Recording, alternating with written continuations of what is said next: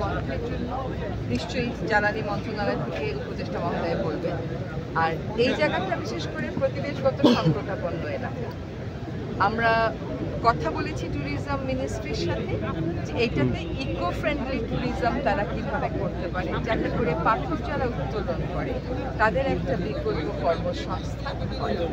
ফলে আমরা আজকে দেখে গেলে হয়তো আমরা আবার আসবো যে এটাকে নিয়ে একটা মহাপরিকল্পনা করে এটা চূড়ান্ত করে আমাদের সময় আমরা দিয়ে যেতে পারি।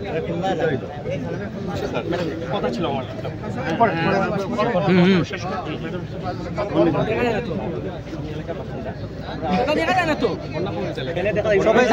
আচ্ছা একটু বড় করি একটু কথা বলতে দেন।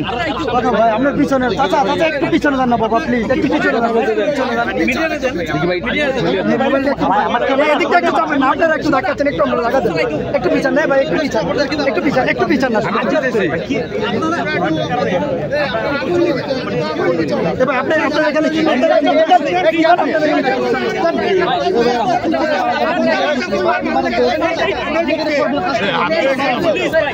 কথা বললো না আপনার খাস কি জানেন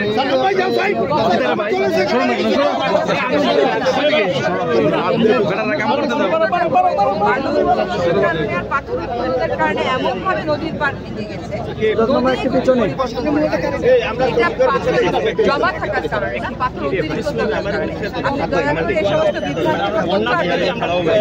বন্যা সিলেটের বাস্তবতা সারা জীবনই পড়ে। আপনি কোন দিন সিলেটে বন্যা ছাড়া ছিলেন বলেন তো আমাকে?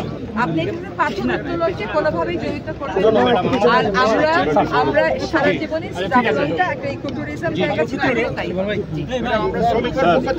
আমরা 5 আগস্ট থেকে ভয়ঙ্কর লুটপাটের শিকার হচ্ছি। কিছু দেখা যাচ্ছে না, কিছু দেখা যাচ্ছে না, কিছু দেখা যাচ্ছে না। এই হিসাব আসলে কার কাছে আছে আমরা জানি না। এই মোবাইলটা কার? এই মোবাইলটা কার?